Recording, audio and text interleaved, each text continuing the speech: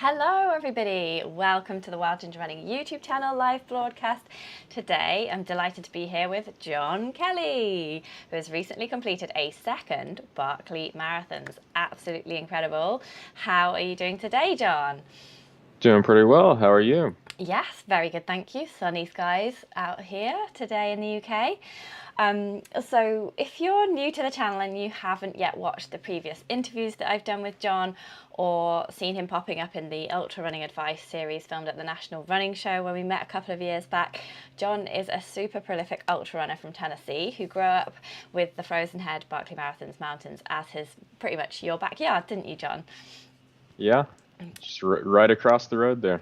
Yeah, and so John and his wife have 4 kids, and you're back in the US now, aren't you, John? But you recently relocated to the UK. Was that for a year or so? Was it 2 years?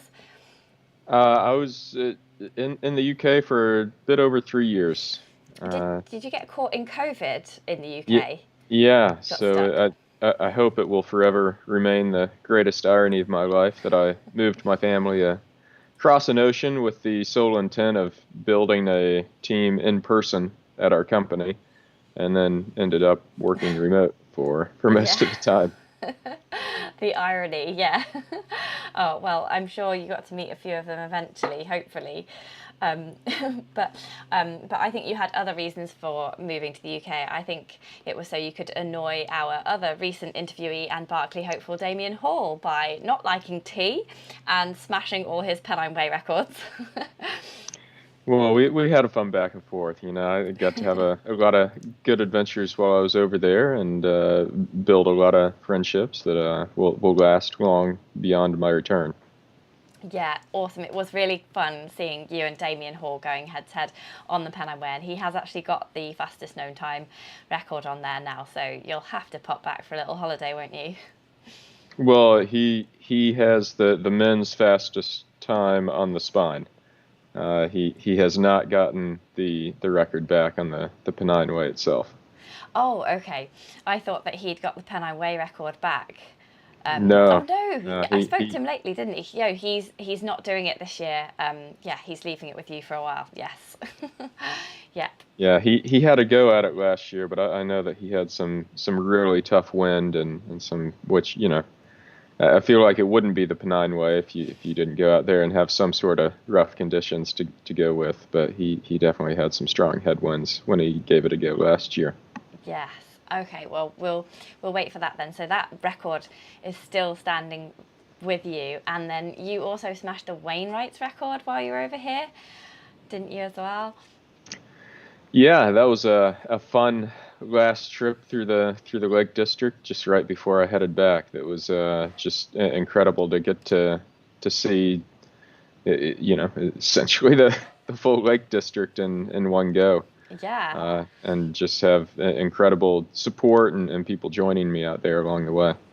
Yeah, it looked amazing. Amazing few days on there, and congratulations for completing that and beating the record. And then you also completed another incredible FKT, fastest known time. But in fact, this was an only known time, isn't it? Because you just made this one up yourself. It's called the Grand Round. And can you say in a nutshell what that comprised, John? Yeah, it's something that I put together as an idea when I found out I'd be moving to the UK and wanted to cram in as much as possible. So the three classic big fell running rounds were very appealing to me. The Bob Graham round in the Lake District, of course, and then also the Paddy Buckley round in Snowdonia and the Charlie Ramsey round in the Loughborough region there in Scotland, starting in Fort William. And I thought it sounded like good fun to do them all consecutively and ride my bike in between them.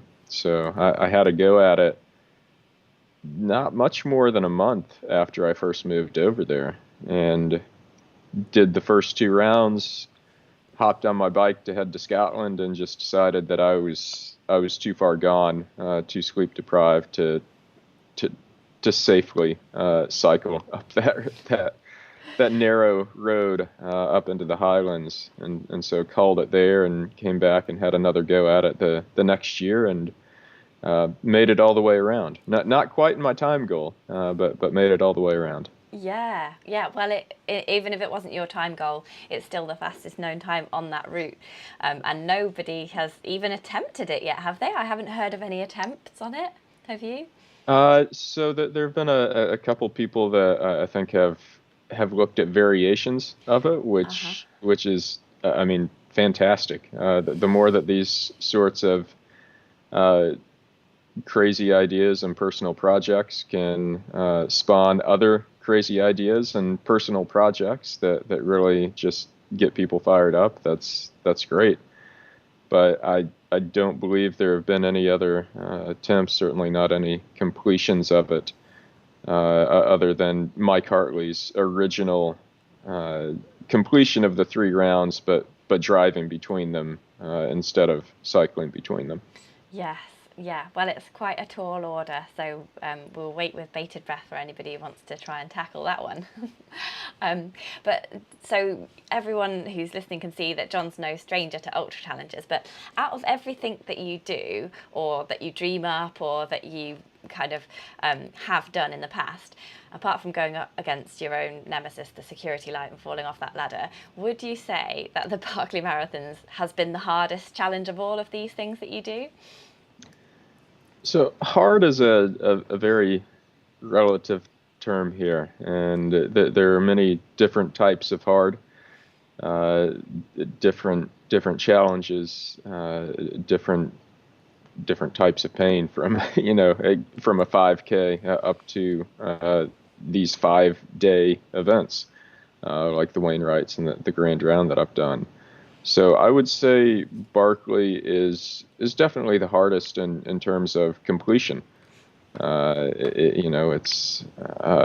It's something where you're either going to finish or you're going to fail, and most of these other things that I've done, there's a much more forgiving spectrum in terms of how you finish. Maybe I could have done the Pennine Way a bit faster. Maybe I could have done it a bit slower.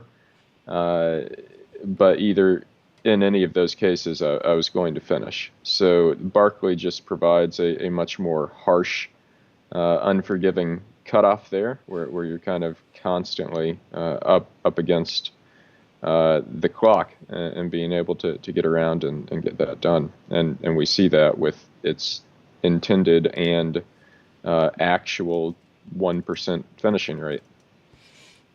Yeah, and because 3 people finished this last year, maybe do you think Laz will make it harder next year? That's what everyone assumes. I'm not very convinced that he'll make it much harder. I think maybe a little bit, but if you look at what happened this year, I mean, it was very good conditions. It was very good start time. You had myself, who has finished before. Carl has been out there for a number of years, and gotten progressively better until his finish this year. And it, it shouldn't get to a situation where you have to have perfect conditions and a perfect start time in order to finish.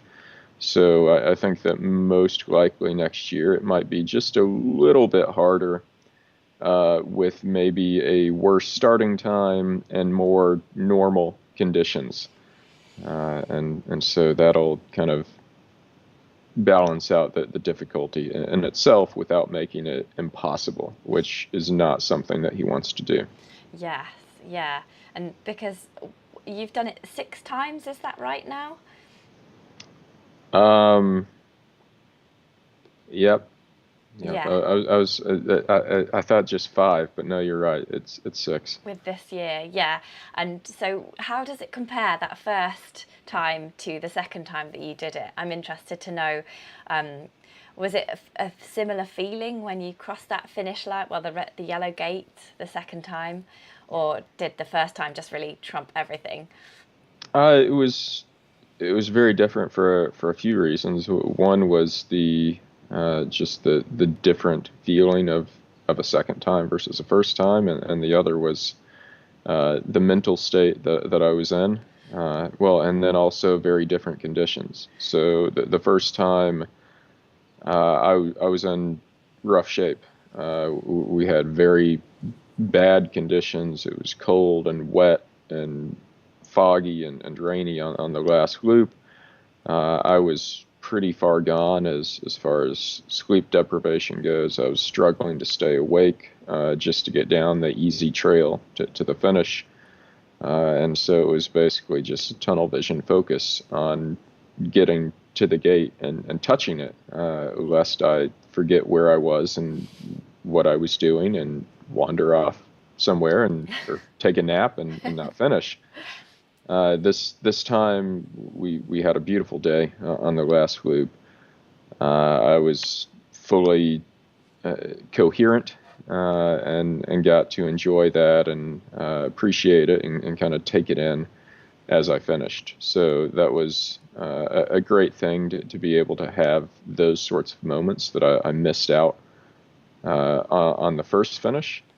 But of course, the kind of I think level of personal achievement and satisfaction going from 0 to 1 is higher than it is going from 1 to 2.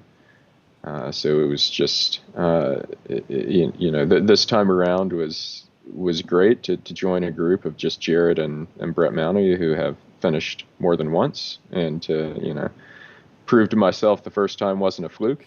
But it's great to be able to see also Aurelie and Carl and those guys get a first finish, which is just an incredible experience and an achievement for them. Yeah, it certainly looks like an amazing year to be doing the Barkleys, because Jasmine and Damien also had really good times on the course as well this year. So very exciting to see what they can do in future years. And we'll ask you about your future plans at the end of the interview. But I just wanted to sort of wind it back really and ask you when you first found out about the Barkleys and when did you first become interested? Because as a race that gets held annually in your backyard, how did you just stumble across it one day, or how did you find out about it? We kind of knew there were these people that came out once a year and ran around the park. We didn't know much about it beyond that. Um, Running of any sort isn't a big thing in that area. I mean, the local high school doesn't even have a track team or cross country team or any of that, which I mean, in the U.S., that's very commonplace. That was actually one thing in the UK, I struggled to find a track when I wanted one, whereas in the U.S., pretty much every high school has a track at it. Really? Oh, okay.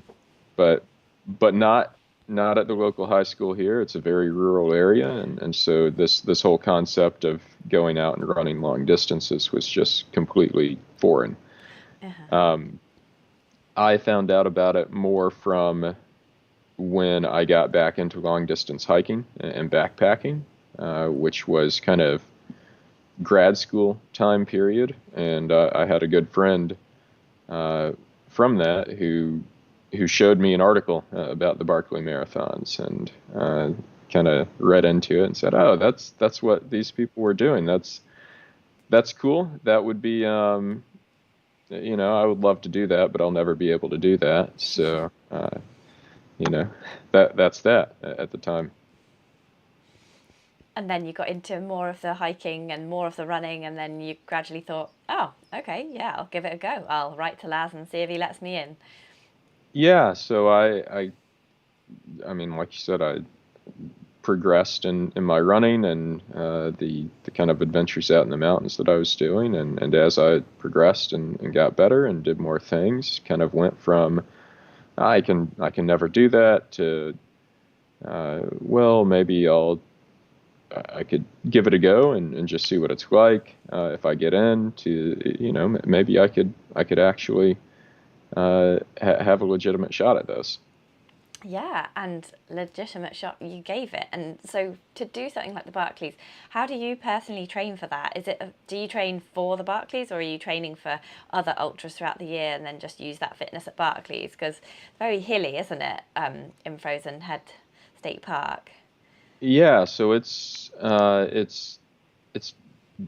evolved quite a bit since those initial attempts. Starting off, I I didn't know what I was doing. I didn't have a lot of experience in ultras in general at the time. Um, and so I found out I got in and just kind of panicked and said, well, uh, where are the hills? I need to go run all the hills. I mapped out my neighborhood and went and found like the tiniest little hills all over the place that I could go do repeats on. And over time, that kind of progressed to where I learned more what I was doing, what actually worked, what I needed to do, what I didn't need to do. My family was growing at the same time, so I had to be more efficient. I had less time to waste doing pointless hill repeats and other things. And for the past 4 years now, I've been working with a coach, David Roach, who also coaches Damien. Yeah. Uh, and the the focus really has been on just maintaining fitness as high as I can throughout the year, Hmm. and then in the month or two leading into Barkley, or leading into a specific event, kind of honing that fitness, targeting it towards the specific race with some more vert and technical terrain that I'm training on. Yeah, and you mentioned your family was growing, and now it's four children. How do you fit that in with balancing family life, and more particularly, like I've only got one kid, and if he wakes up in the night at like 4 o'clock in the morning and doesn't want to go back to sleep, or wakes up at 1 and is up for 2 or 3 hours, how do you have how do you not just be exhausted? Because you've got four opportunities there for someone to wake in the night. Yeah, well, they're pretty well past that at this point, fortunately. But that part did present a bit of a challenge, as well as my job at an early stage startup, which kind of knew no bounds on the working hours and could get quite bad at times. I've been very fortunate to have the support of my wife throughout that, and kind of balancing things in terms of what we're both able to do, and when one of us most needs rest, that can get the priority. But it's definitely been something that I've learned as my family has grown, and as my ultra running has become more serious, and it's been very necessary to have those two things uh, in parallel. If I went back to what I knew, and what I was trying to train and do early on, and had, four kids at that time, it wouldn't work. There's no way. So one of the biggest things back when I was going into an office each day, all of my workday miles were my commute. That was it. So those were free miles as far as time goes. I wasn't spending any additional time. I was working in downtown DC, and I could run, or at times ride my bike down there pretty much as fast as I could take the metro. Yeah. And I never caught on fire when I ran downtown, as opposed to the metro at Oh, times yeah. is known to do that. Wow. So side benefit there. Yeah, And definitely. That's a big upside to that, isn't it? yeah, and then outside of that, long runs in particular, trying to make kind of family outings out of them, where I might run to a destination, a park or the zoo or something else to visit, and then my family will get up and drive and meet me there, and we'll have a day out. And then any of the races that I do or other things, try to make uh, a family event out of it. We kind of made our summer family holiday last year, going out to Colorado ahead of Hard Rock, And there are times definitely where, you have to make sacrifices. You have to compromise. I was planning on running a 50 miler last weekend, actually, and then my daughter had her dance recital that day, which is her one thing for that in the year, and so the 50 miler was out. I might do an FKT instead, which is more on my own schedule whenever I can fit it in. So it's definitely a balancing act, and just communication and making the whole family a part of it as much as possible, rather than something separate to fit into another compartment. Yeah, like it's not like, oh, dad's disappearing again. It's like, hey kids, come along, this is what dad does. Yeah, Yeah, it's really yeah, wonderful. I love all your Instagram. If you're not following John on Instagram, definitely give him a follow. It's at Random Forest Runner, and there's loads of lovely pictures of you out doing things with your kids, up mountains and things with them, like all four of them, like right from, like, it's 9 now, your oldest, and the little one as well. It's just, yeah, it's really cute, and it looks lovely. But I do want to just mention we have got a Patron question from Hannah, who wants to know how your hand is now because of the fight with the security light and the ladder. Can you just let her know how you're doing, and tell everyone what happened? yeah. It's pretty good. So I mean, I had it was this wrist. It's my non-dominant wrist, which was fortunate. But I was an idiot on a ladder and set it up horribly, and didn't tried to do it myself, and it slid out from under me. I slammed into the asphalt on top of the ladder from about 20, 25 feet high. Was very fortunate that I ended up with just a non-displaced fracture on my non-dominant hand. Bruised ribs. I still have some scars on my shins where it just kind of left some marks, but didn't damage the bone. It was the bruised ribs that were the worst. That made it to where all I could do was just very slowly shuffle along for about a week, because just any movement at all just felt like I was getting stabbed in the chest every step. So the wrist is good now. I can still, if I try to put too much weight on it, I can still hurts a bit. I think that's more like lingering ligament damage probably than the bone itself. But Barkley was the first run I had gone on without my cast. And the first Wow. time that I'd used poles since or sticks before the accident. So the timing worked perfectly.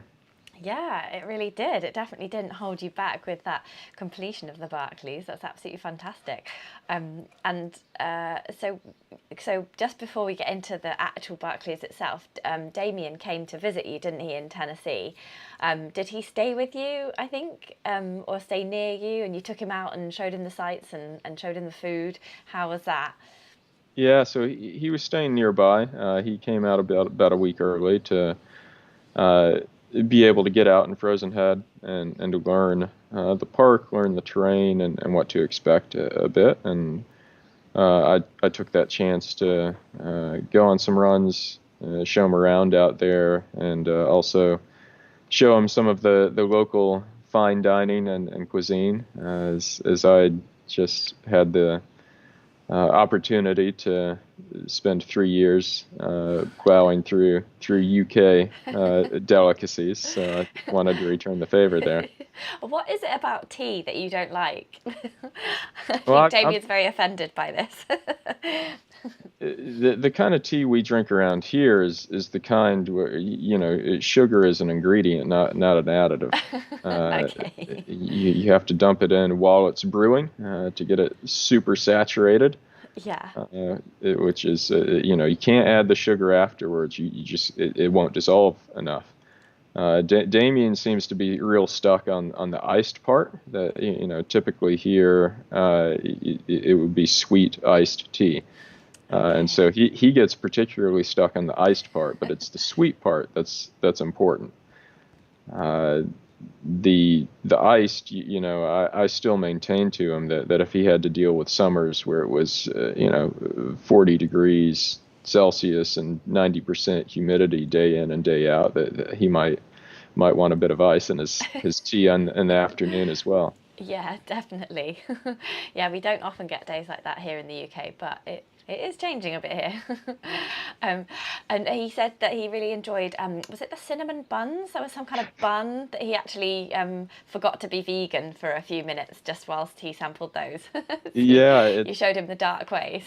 well, he did try. He tried his best.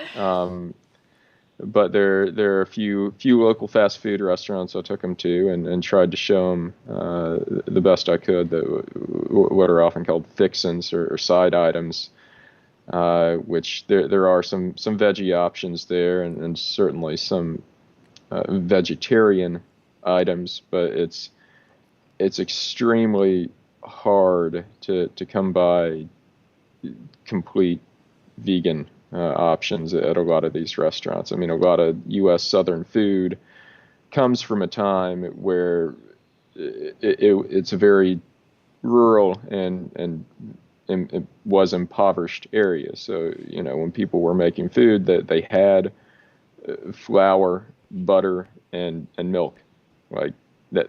That's it.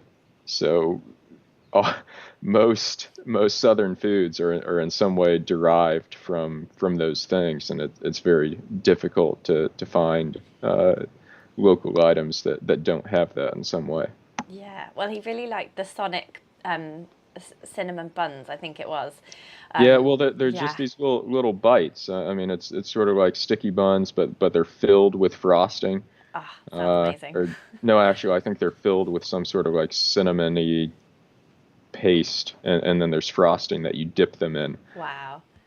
So he was, yeah, he loved those, and some French toast sticks from there as well. And Sonic has great tots, the tater tots. So Yeah, tater tots. They're just small square potatoes, is that right? We don't really have yeah, them in the UK. yeah. I We mean, don't call they're them just tots anyway. I think we call them they're soto potatoes. they're just shredded potatoes, Oh, and shredded. then as they're fried, they're maybe reshaped into like a Oh, disc or a cylinder like a form. hash brown type thing.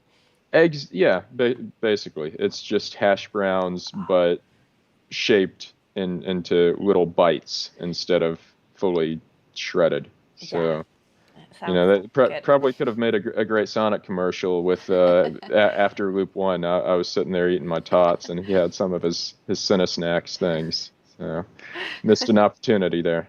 Yeah, yeah, you should get sponsorship from them as well. And so, what do you like to eat on the Barclays? Like, it must be different what you eat on the way round on the loops to what you eat in camp, where you're just trying to shovel food down, it seems like. What are your favourite things to eat there at the Barclays? Yeah, camp's an opportunity to get some of the stuff that is just impractical to have on a loop. Uh, Liquids, larger foods, things that would get messy or spoil on a loop. Uh, uh, Rice pudding is one of the things I brought back from the UK that I was sure to find here and have between loops. Uh, During the loops, I've this is something else that's evolved quite a bit, and nutrition needs and preferences are not only different between individuals, but I think they change over time for individuals. My stomach's not the same that it was 10 years ago. Hmm. And so I kind of have a bit come full circle where my first Barkley, I thought, oh, I'll just use gels and energy bars the whole time. They're nutrient dense. They're made for this stuff. It'll be perfect. And after 30 hours of that, my stomach just revolted and said no more. And so then I went more and more the real food route, became more and more adventurous on that, and then some things started not agreeing with my stomach and giving me some major problems out there with acid reflux and other things that you might not have to deal with when you're in your 20s. And so I've circled back a bit more to kind of a compromise between those two, but a lot of what I'll call engineered food, like athletic engineered food. I have a lot of tailwind out there. That's pretty much nearly all of my hydration was tailwind, and it's great to have for me the liquid and the calories and the electrolytes all in one, to where it's less that I have to keep track of once my mind is fried, and there are only so many things I can keep track of at once. And that just it works really well for me personally, and in terms of going down easily and kind of keeping my taste buds awake. Started loops with Supernatural, something else I picked up in the UK, a startup there that I affectionately refer to as baby food for adults. It is, isn't it? I tried some. It's just it comes out and it's like poo, but it tastes good. It Well, tastes good. I'm just it's making just notes because I'm going to yeah, copy you on all this food it, advice. it, it's a nice puree, and I had actually started using some of my kids, my daughter's baby food on some of these things, Yeah. which it goes down. This was before I discovered Supernatural. It goes down well. It doesn't require a lot of water with it. Yeah. It's not as compact as some of the other options out there. Um, but then I also have recently discovered Martin or Oh Morton, yeah, Morton. Malton. I Yes, still I don't love know Morton how. gels. Yeah, I don't know how to say it. I think it's But Morton, okay. M-A-U. I'm not sure though. I've just been saying Morton. I might be wrong. But those are nice and compact, and it, they have a very kind of simple yet pleasant taste to Yeah, I think so them. too. And they're sort of jelly-y, aren't they? They come out, they Yeah. don't, they're not all Well, squishy and sweet and it's yeah, when you think of what a gel should be, to me, it's the first yeah, gel that I've had that is actually a gel. gel, Yeah. as in like gelatin, whereas all the others out there are more of a syrup. Yes, yeah, you're totally right. Um, That's nailed it actually.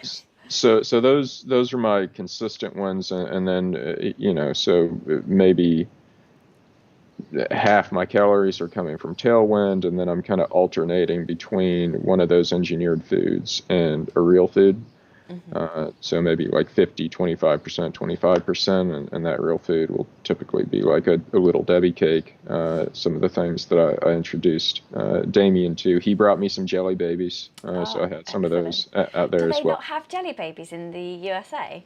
No, we have gummy bears and sort of similar things, but nothing that really has that same Soft. texture. It's like soft, isn't it? Because Yeah, I've tried Haribo, but it's really hard to chew it after a while, isn't it? Jelly yeah, babies just melt in the mouth. yeah. Most of what we have is more similar to the Haribo. Yeah, like harder, sort of squishy but hard, if that Mhm. makes any sense.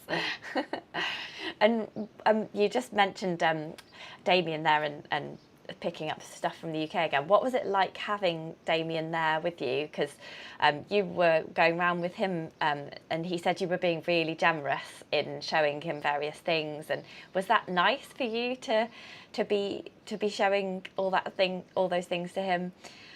Was it must have made it a bit of a different experience? It's definitely it's something that I enjoy now, that I've kind of gone from the panicked first timer out there who didn't know what they're doing uh, to the confident veteran gunning for the finish, to now the finisher, kind of playing tour guide a bit and helping other people hopefully eventually get there or get to whatever their goal might be. My first time out there, I had quite a bit of help from veterans, and showing me around, or at least in me following them around. So it's been fun to get to experience all sides of that now. Yeah, it really is part of the ethos, isn't it? Like the Barkley family, you're like, right, you start out, you get shown a bit, and you sort of have a mentor, a bit like at work. It's really nice, it seems. Yeah, and I kind of told him after, I got a lot of support, and Pennine Way and Wainwrights and Grand Round and everything in the UK. And some of that was from him.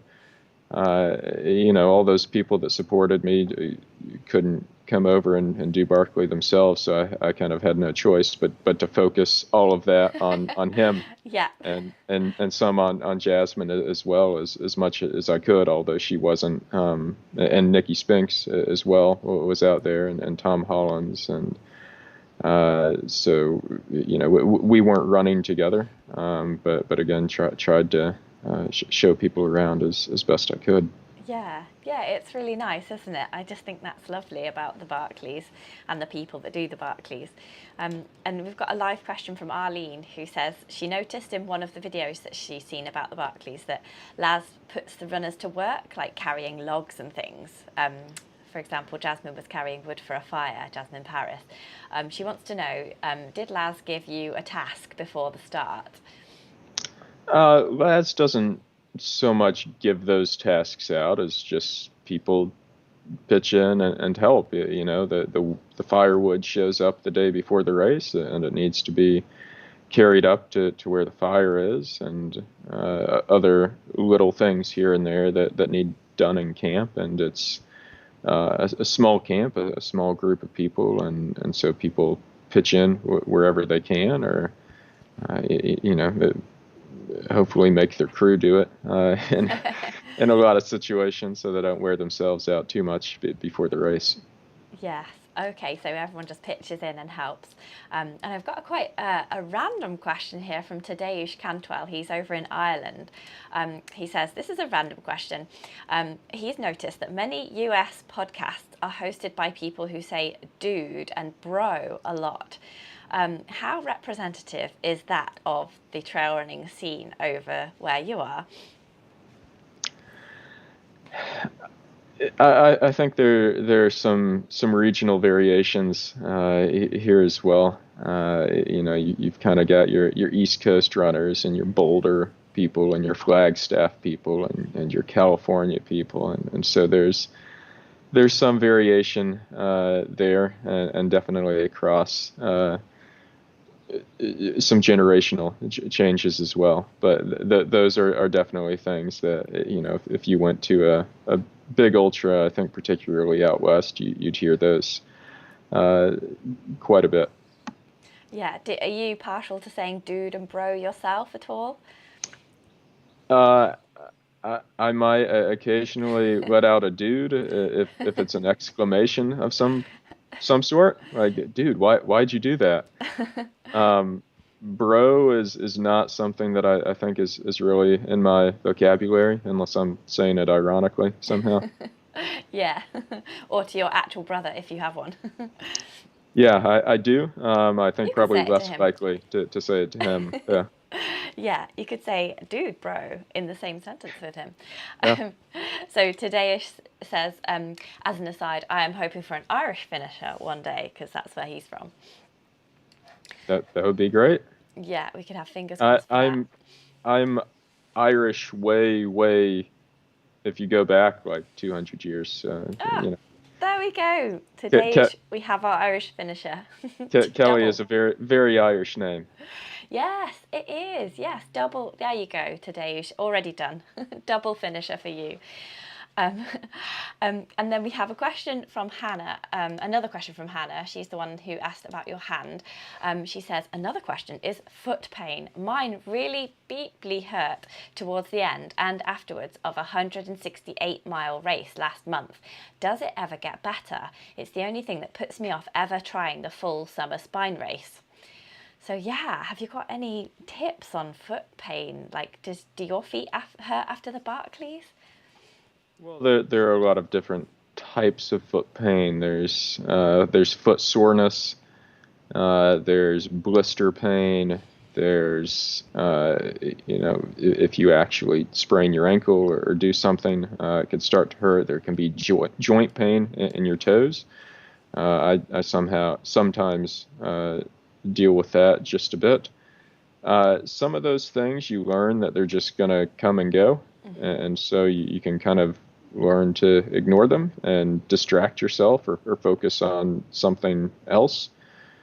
Um, Blisters, those can be pretty devastating. I mean, that's what ended my first Wainwrights attempt, and so that's definitely something that you need to figure out how to prevent and how to deal with. Some good socks. I try to use foot powder and some of the kind of like athletic ointment or lube. And I typically double layer my socks. I go with a pair of toe socks and then a pair of normal socks over top of those. Shoes that fit right and have appropriate level of padding. I mean, this again is getting into things that are quite individual.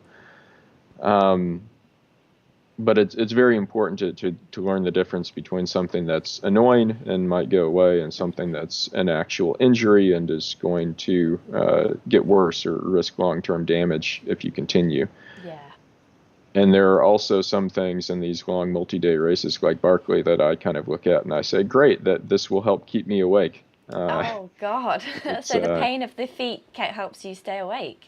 Just if you can put a positive spin on it, a silver lining of some sort, that can mentally help sometimes. Oh, amazing! Well, that I wasn't expecting that, but that is actually a really good positive spin to put on it. I hadn't thought of it that way. And amazingly, Hannah has just got out of her work meeting and she's just joined the live broadcast, so we're just answering her question just as she's arriving. So yes. So just leading on from there, you mentioned it helps you not to fall asleep. How do you cope with that sleep deprivation? Because you can't really train for that, can you? Do you sort of learn by experience what to expect and deal with it that way? How has it changed from all your years on the Barkleys? How do you do it? It is, like you say, you can't really train yourself to need less sleep.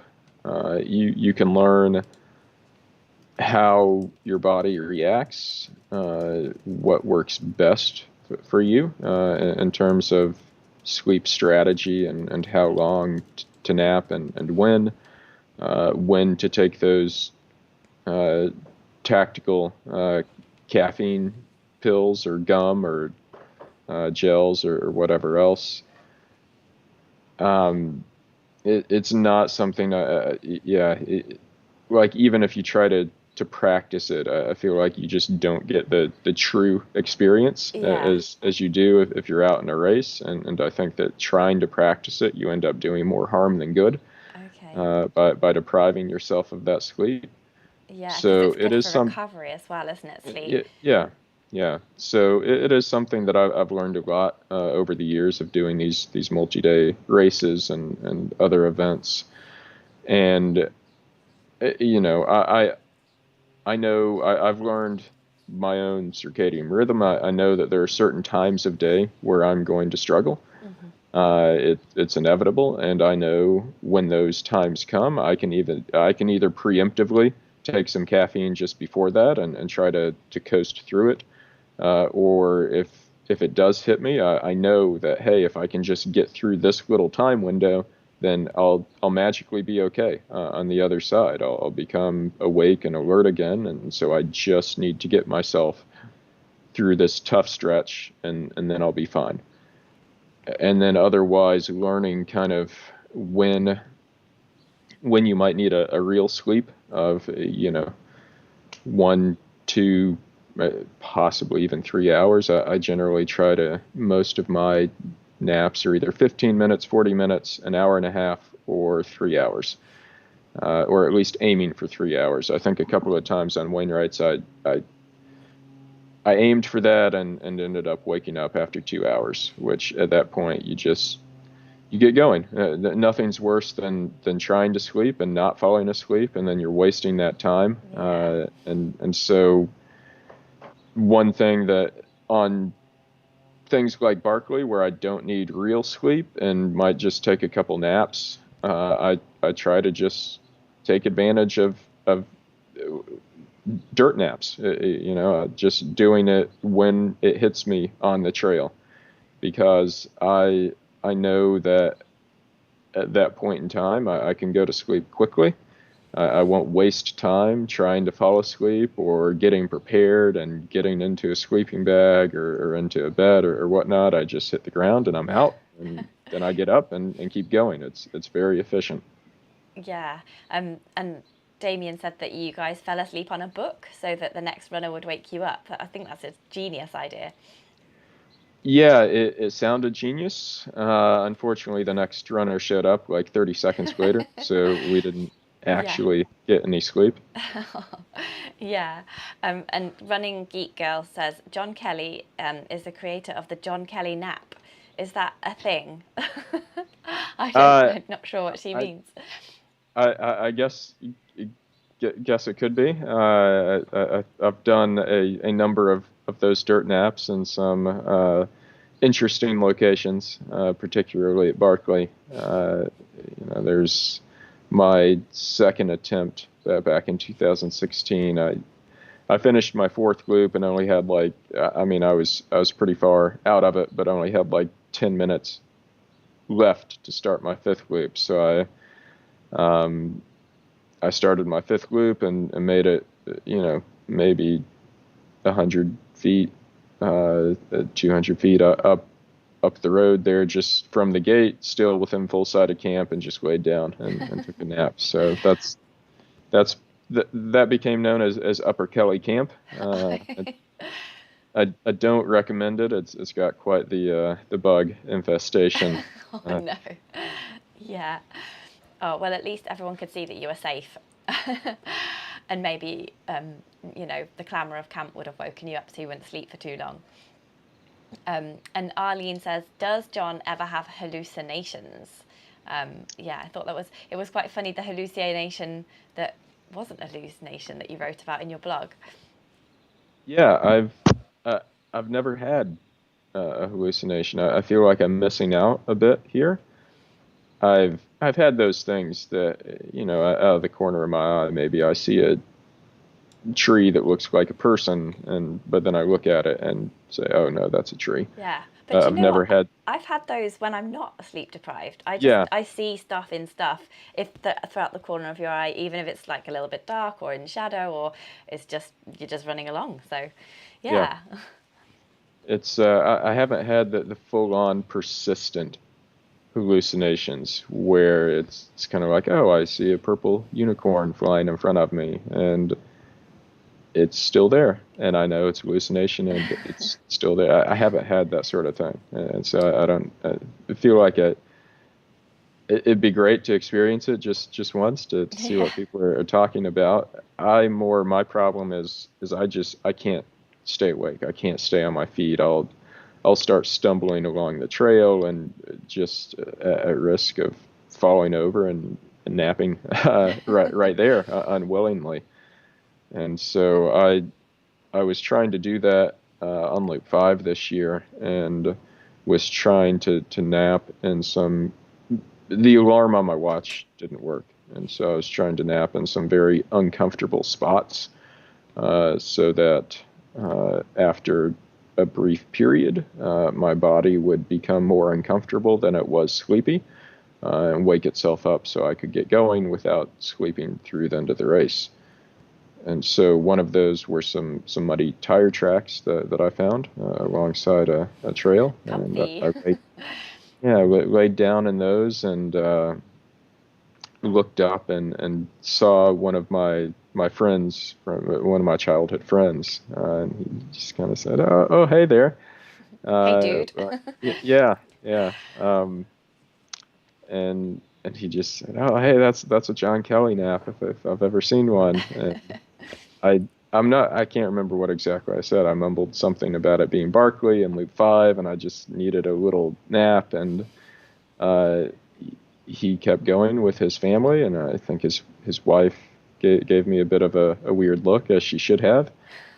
But it was him, his wife, and two kids, and I didn't fully process it at the time, but after the race, I was like, no, that couldn't have actually happened. I finally had a hallucination.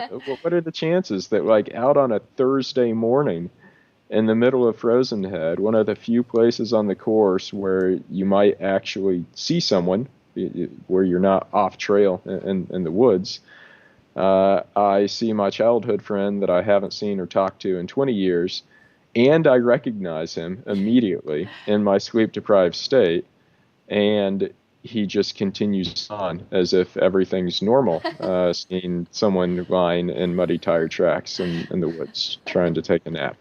Yeah. So I thought for sure that I'd finally had that full-on hallucination, and I tracked him down and sent him a message, and he responded with, "Oh no, that was us." I knew about Barkley and your naps out there before, so thought it was best to not disturb you and let you get to it. That's so sweet. Oh, so the hallucination wasn't an hallucination in the end. How disappointing. And so you mentioned before just about low patches, like when you're really sleep deprived. But there was another time, wasn't there, when it was kind of coming up the early hours of the morning, and you were having some stomach issues, and that was a low patch as well. How? Can you give me just Yeah. 1 second? I'll be right back. Sure. John's just gone to turn off a thing that's making a high-pitched noise. And Richard Sudworth says, no criticism of what any runner's preference is. I was just thinking Barkley must be the extreme end of terrain cruelty, and being defeated by the course rather your own fitness is interesting. Yes, that's really interesting. Definitely, there's a lot of briars out there, isn't there? And mud and steep hills, rocks, everything is designed not to let you carry on. And Antonio Cardinelli says, hello, John and Claire. And we're going to ask a couple more questions, and then I'm going to let John go to the rest of his day. But Arlene has a question about John coming back to the UK, so we'll ask him that in a minute. But he's back now. You're back. Was there a high-pitched noise? I thought I could hear a high-pitched noise.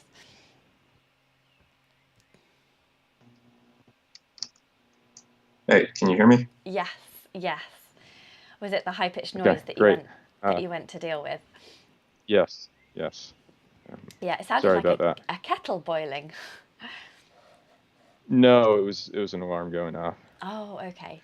Someone breaking in. Leave them till later. No worries. So we're just drawing to the ending few questions of the interview, and I was just wondering, because I really enjoy reading your posts on Instagram, and you've got loads of learnings on there. But I was wondering, in the 6 times that you've done the Barkleys, what has been your biggest learning point that you have just personally taken from doing it so many times and completing it twice? I know you've got a lot on there, but is there just one that you're like, yeah, this is a real big one? I think that in general, and just from ultras, of kind of the lesson that things don't always get worse.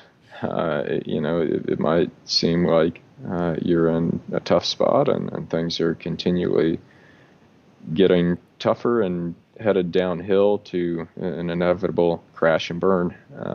But in these sorts of long events and other long-term things, you can push through and pop back out of those. Maybe reach eventual success, maybe not what the original goal was, but there's a whole spectrum between success and failure here. It's not as binary of an outcome as many things are made out to be. Yeah, that's a really good learning point. And I've read some stuff about why you personally do the Barkleys, like basically life's too easy in the office and you like to promote these learnings. But I really liked your quote that you said, we do not go to the Barkley to suffer. It does seem a bit like that sometimes. We go for the opportunity to overcome the obstacles that cause it and to push our limits towards improbable success. Do you feel like you have pushed your limits towards improbable success now, or is there still much learning and growth to be done? There's always more that can be done in one area or the other. I mean, that's another thing I enjoy about these types of events. There's a lot of complexity to them. There's a lot of variables. There are a lot of different things that we can learn and work on. And so, my relationship and my mindset and my goals as far as Barkley goes have changed over the years, and it is quite different now. But there is, it's still something that I feel like I can learn from the experience, and I enjoy the experience. I still have a chance out there as well, and can help improve other people's chances. So, yeah, I think there's still plenty for me to do there. Yeah, so with that in mind, will you be trying to go back next year if Laz will have you?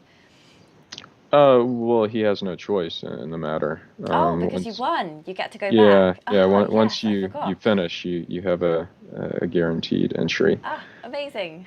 Um, so yeah, I mean, it's again all those things, and I live. I'm back living quite close to it now, and it doubles as a trip home to see family. So, I mean, I don't know specifically next year. I mean, maybe, probably, but we'll just have to see how the schedule works out. If there are other things in that time frame that I really want to do that might interfere now and then, but otherwise, you know, sure. Yeah, if there's no dance recitals, um, then you'll be free to go. Yeah. And Arlene says, might John become a coach at some point? I don't know. I mean, I hardly have the time to get my own training halfway right these days. But if I'm ever able to kind of make an exit from my professional life and my actual career and move on from that, then maybe one of these days if I have a bit more time and freedom on my hands. Yeah, so it'd be like a different job rather than doing it as extra to what. No, I don't think no one can fit that in. Yeah. And Arlene also wants to know. She says, "Hi, will you be ever going back to the UK?" She lives in the USA. Will you be ever going back to the UK? And how about the DC area, which I don't actually know what that is. I'm just presuming it's a place in America.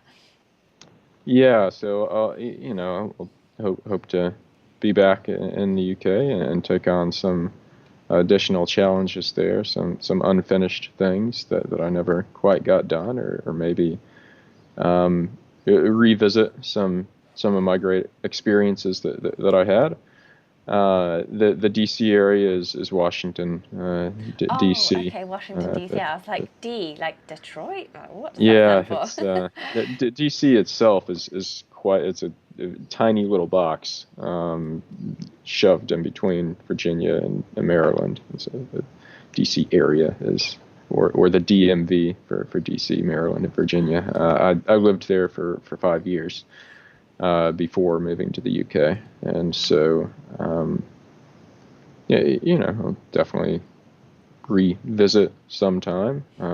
Maybe do a race or something up there. But definitely as the kids get older, if nothing else, I want to take a trip and see some of DC sites and maybe revisit some of our old neighborhood that they might not remember much at the time.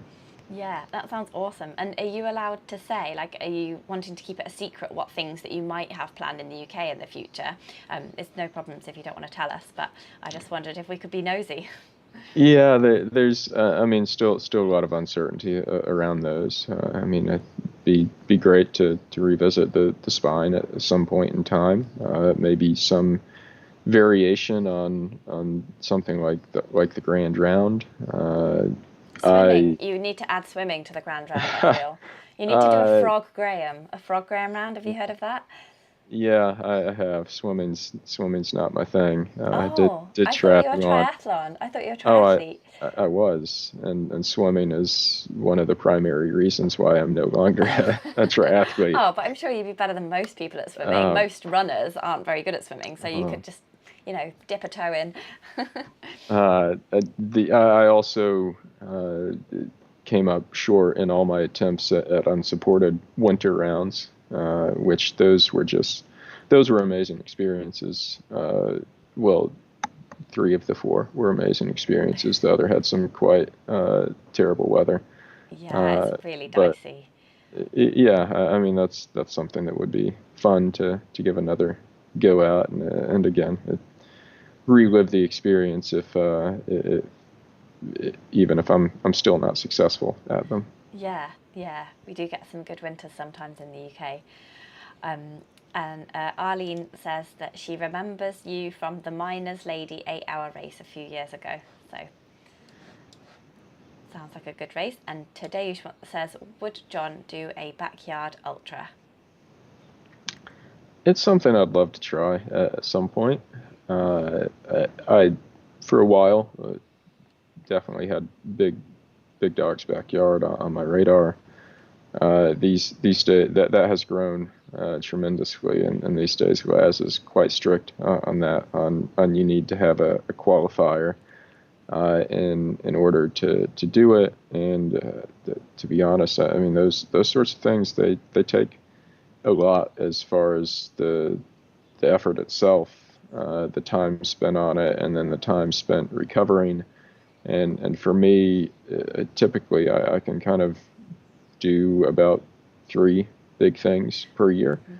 And so if it's something like that, where I have the event itself, and then I have also a qualifier, I mean, it's taking up with 2 out of 3, it's taking up most of my year there. And at Yeah, this point in time, I don't know that that's something I want to sink that amount of time into.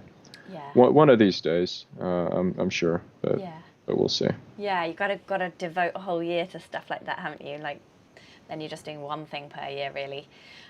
But it sounds like an exciting year ahead of you. I just have some quick fire questions before we end the chat. Are you up for a few quick fire questions? Sure. You just got to give one answer. So, okay, flapjack or gels? Uh, I mean, just flapjack. Personally, Yeah, you I prefer mean, that. yeah, gels are situational. Flapjacks are always good. Excellent answer. And after a race, beer or wine? Well, if I had to go with something along those lines, it'd be whiskey. But mostly, I'm looking for something with a bit more recovery value to it after a race. Yeah. Oh, so whiskey's got a better recovery value, has it?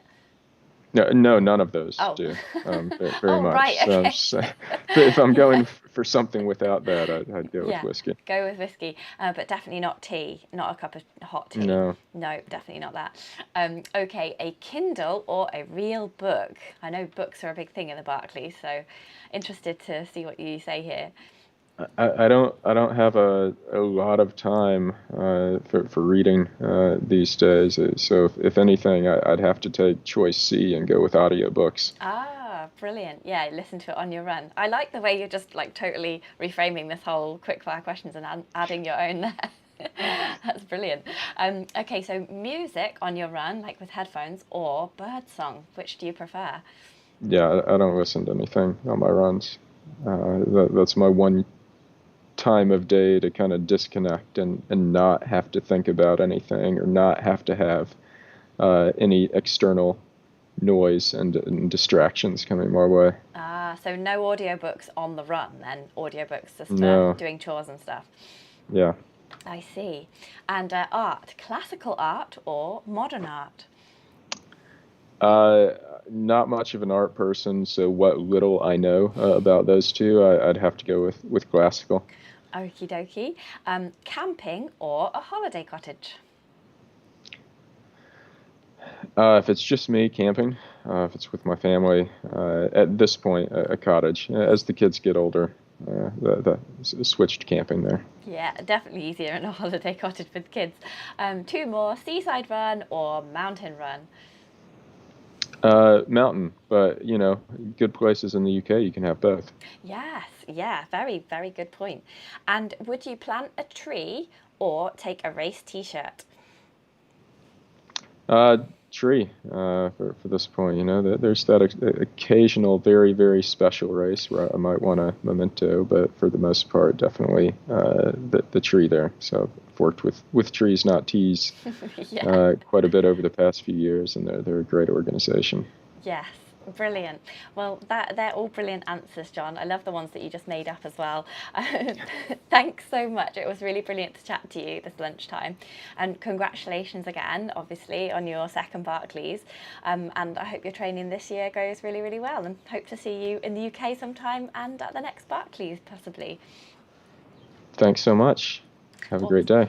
Awesome. Thank you so much, John, and bye, Yep. everyone. Cheers.